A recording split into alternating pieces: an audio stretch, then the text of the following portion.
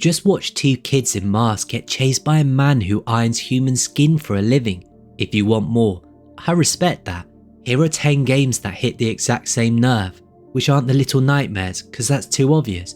We've got tiny protagonists, horrifying monsters, gorgeous worlds that want you dead. Every single one is rated 75 plus on Metacritic. Every single one is under 8 hours, and every single one is available right now. So let's go. DARQ. You play as Lloyd, a boy trapped in a lucid nightmare, except the nightmare knows you're awake. The core mechanic is gravity manipulation. You walk on walls, flip entire rooms, and bend the dream to escape these clicking, lanky shadow creatures. If you love those stealth sections in Reanimal where you're hiding behind the washing machine trying not to breathe while the sniffer patrols 3 feet away, DARQ is that feeling for the entire game. Tiny protagonists, massive threats, oppressive dread, it never lets up. PC, PlayStation, Xbox and Switch. It's about 3 hours long. It's short, but so was Reanimal, and it's dirt cheap on sale. Shady pardon me, you control a girl and her shadow simultaneously. The girl walks through a 3D dreamscape. Her shadow navigates a 2D world made of light. You need both to survive, and if either gets caught in the wrong light, it's over. The Reanimal connection is the duality. Brother and sister, lantern and lighter. One can't survive without the other. Shady part of me turns that codependency into its entire puzzle system. The art direction is this gorgeous watercolour pop-up book designed by someone deeply, deeply sad. It's about 5 hours long, available on PC, PlayStation, Xbox and Switch. A hidden gem that basically no one talks about, and that's criminal. GYLT, originally a Google Stadia exclusive, so about 14 people played it, but it got re-released on everything in 2023 and deserves way more attention. You play as Sally, searching for her missing cousin in a nightmarish version of her school where every monster is a manifestation of real-world bullying. Cruel words turned into literal creatures hunting you through hallways. The Reanimal connection is emotional. Both games use childhood to explore trauma, both have you rescuing someone you love, and both have these tense hide-and-seek sections where one wrong step means death. It's about 5 to 6 hours long, available on PC, PlayStation, Xbox and Switch. This one is definitely worth your time. CANDLEMAN. You play as a walking candle with tiny legs, and your flame can only burn for 10 seconds per level. Total. Every time you light yourself to see the path ahead, you're burning through your own life. In Reanimal, the girl's lantern and boy's lighter are survival. In CANDLEMAN, light is survival and self-destruction at the same time, and that tension is brilliant.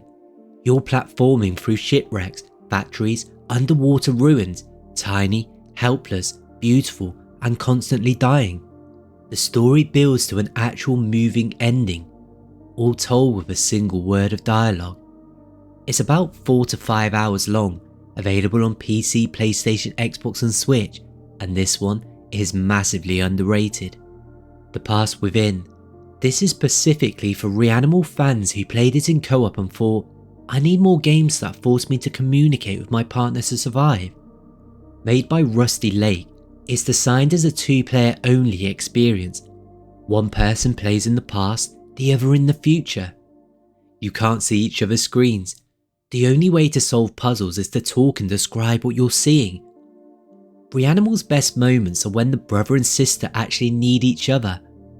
The Past Within is that concept taken to its absolute extreme. It's about 2 hours long, available on PC, Switch and mobile. With a Metacritic score of 68, but user scores are significantly higher. And right now it's on sale, so have a look if you're wanting to play it. Planet of LANA. If Reanimal's orange flower feel was your favourite moment, that brief hit of beauty before everything goes wrong, Planet of LANA is an entire game built around that feeling. You play as Lana with a tiny companion creature called Moi. Together you puzzle through hand-painted alien landscapes that look like a Studio Ghibli film directed during an invasion.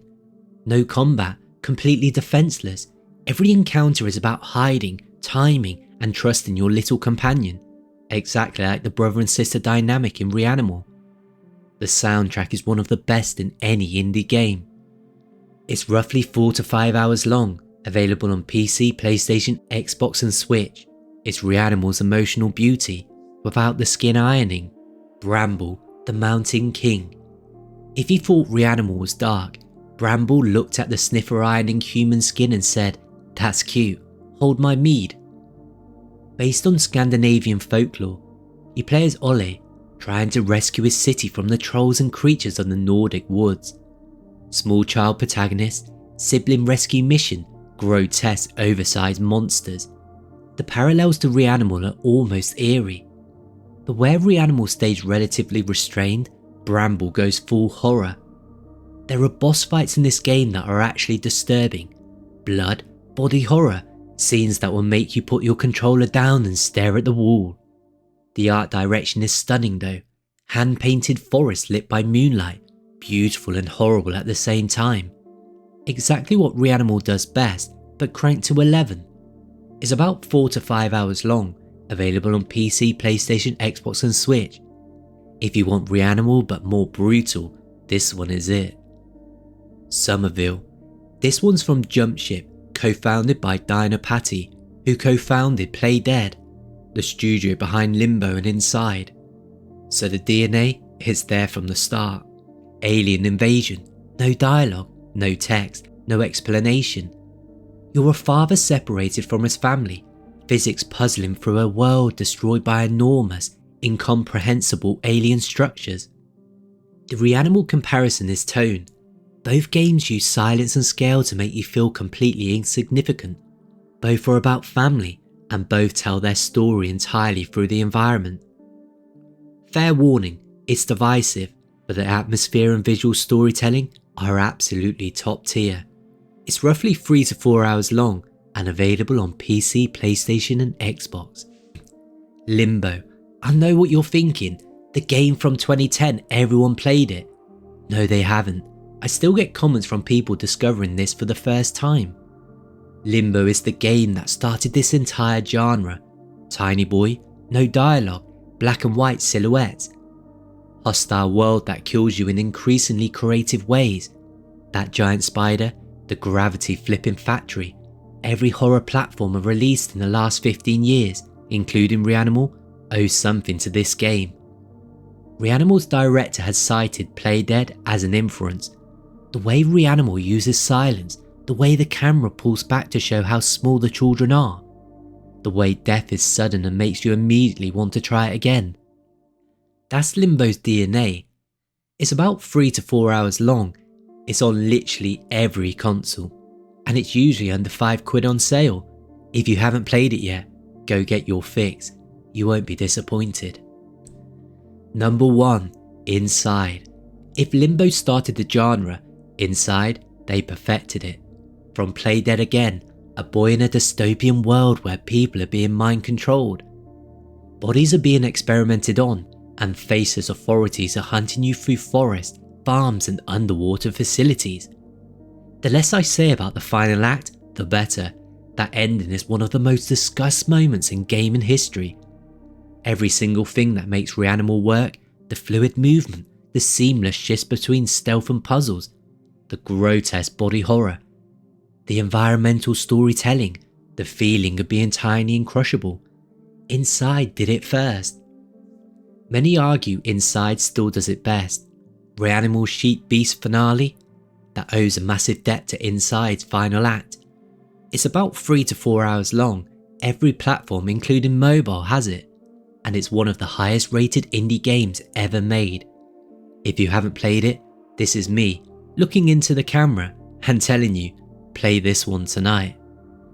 10 games, same itch, tiny protagonist, terrifying worlds, and that atmosphere Reanimal nailed so well. Drop your favourites in the comments, and if you haven't seen it, my full honest review of Reanimal is right here where I break down whether it's actually worth your £35. Next week I'm covering Resident Evil Requiem, dropping February the 27th. Subscribe and hit the bell so you don't miss the biggest horror launch of 2026. I'll see you in the next one.